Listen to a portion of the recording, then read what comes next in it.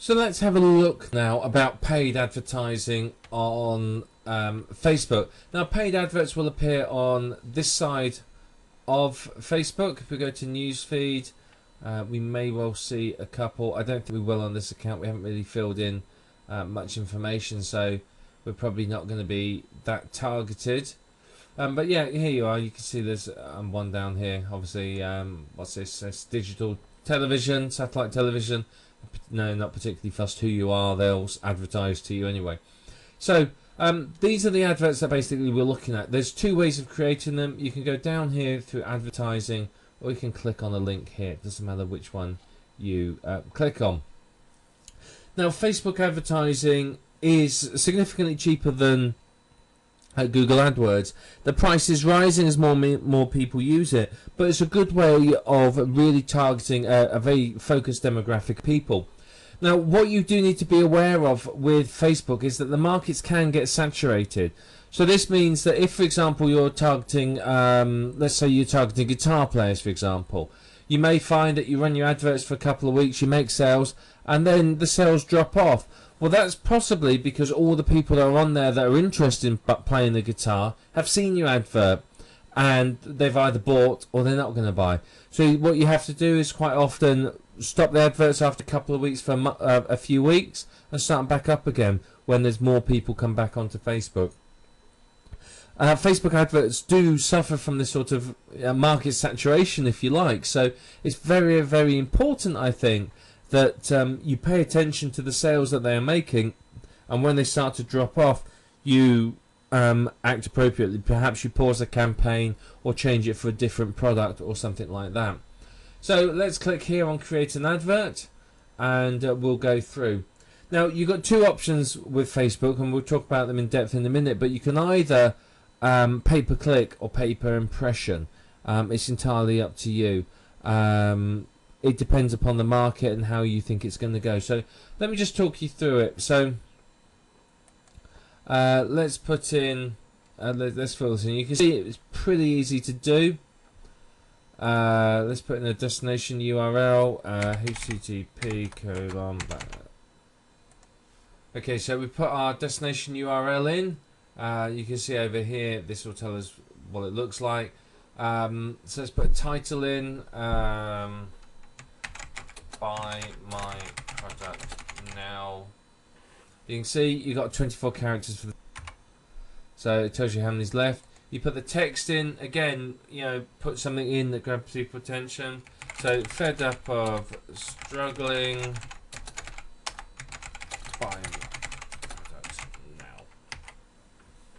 That's what you're doing. You see the advert there. Now, what I would recommend is that you put an image in. Now the image, what seems to work quite well is almost like a cheap hand-drawn type image. Images that aren't massively professional in their look, they seem to work very well. So make sure the image is related to the niche, maybe sort of triggers their pain, grabs their eye, grabs their attention, makes them realise that, hang on, this is something I might be interested in, shows them the problem, something like that. I mean, yeah, it's not easy to do in an image, but that's the sort of thing. You can find stock photography online that you can use, or quite often there's other images. So let me just pick an image to put on there so you can see the advert. There you are. There you can see my advert and what it looks like.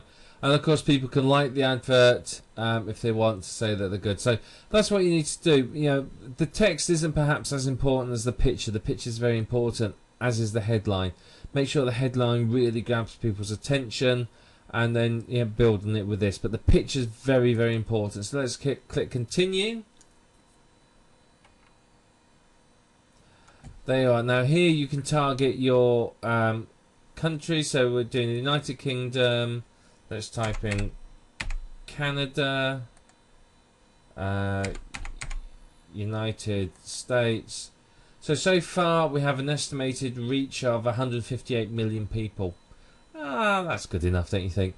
So, you know, maybe we've done some research and we understand the demographic. You know, if you go to alexa.com, you type in some website addresses that are relating to your niche, and then you can find the demographic and give you an idea. So we know that our site is mainly interested in sort of 18 to 30-year-old people. So that's 73 million. We know we'll say we're advertising a product like this, then yeah, okay, maybe it's interested to both sexes. We're not too worried about the relationship status, just any relationship.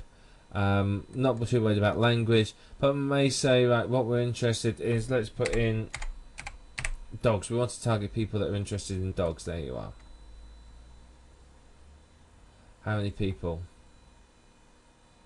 So that brings us down to 418,000 people. So you can see what I mean about these adverts getting saturated. Within sort of 3 or 4 weeks, all of these people will have seen the adverts, and if they haven't clicked on it, they're not likely to. So let's just take dogs out. Let's put in internet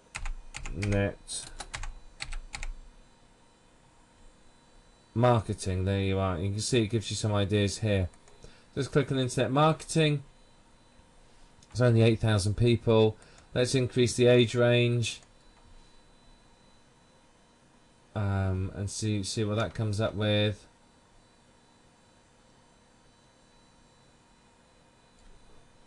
Right, let's come up with 35,000 people, and let's just put in, say we put in Australia. Let's put in New Zealand, and let's see what our estimated reach is now. So you can see again, about 38,000 people.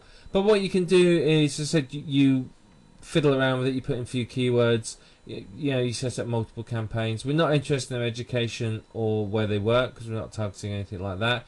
If we're targeting, say, a university course, we may well get people that are still at secondary school, for example. So, you know, it's, you got to think about your demographic and understand it. If I was targeting a product on dating, for example, I target people that are single. If I was doing something on how to spice up your love life, I might target in a relationship or married people. If I was doing something about weddings, I target engaged people, and so on. So let's click continue. We got 38,000, and then here we are. We can pick a currency that we want to work in. We're going to stick with, let's put in the US dollar, because that's the one we're almost familiar with. This is my one. So you can give it a campaign name. You want sort of separate campaigns for each demographic you're targeting. What's my daily budget? I can set a daily budget of however many dollars I want to spend per day, and I can either run it all the time, or I can only run it on specific dates. So I may want to promote something just around, say, Halloween or something else, and then here it tells me how much it's going to cost me a click. So they reckon about $1.67 a click. It may not be that much, but it's going to be sort of up to that. But I can of course change that. $1.67, it reckons 21 clicks. So if I put in $1, let's see, let's just quickly see what that brings up. That doesn't suggest any dollars. It gives you a suggested bid over here. So let's try and put in the top one, $2.10. Let's see what that comes up with, say 17. If I put in the lowest, 136, it reckons 26 clicks. So, you know, it gives you an idea. But here's what I mean about you can pay for impressions or per clicks. So it's up to you. So it reckons that there's I can get 49,000 impressions a day. So with a market of 38,000, that means that each person will be shown it at least once. So, you know, you could do that. It's entirely up to you which one you go to. You can see the sort of difference here. So one's paying for display and one's paying per click. So this one you only pay when someone looks at your advert, and this one you're paying just for them to look at your advert. So that's all you need to do, and then you review the advert and sort of submit it. Now, do be aware that they have terms of service for this. Make sure you are aware of them and of what they will allow you to do and won't allow you to do. They don't like certain products being advertised. Sure, you can sort of cheat them if you like, but I wouldn't recommend it. It's not going to do you any favours in the long term. They may well find out, and then you could potentially lose quite a bit or get sued. So we don't want to do that. But that's all you need to do with Facebook adverts. It's really, really easy. Once you've done review advert, you set it going, and off you go. You'll see people come in. Now, you will need to test different pictures, headlines, etc., etc., until you get it right. But remember, the market does get saturated, and you may find that after several weeks your sales drop off, in which case just pause the campaign for a little while and start it back up a few weeks later when there's fresh people back on Facebook. But that's all it is. That's how you advertise on Facebook, and you can advertise pretty much a lot of things you want, a lot of things we looked at in the last video. So, you know, have a good look at them and see what you make of it. You know, it's going to cost you some money, but then you can potentially make quite a bit of money from it with a very, very targeted market. And this sort of targeting is really the value of Facebook advertising.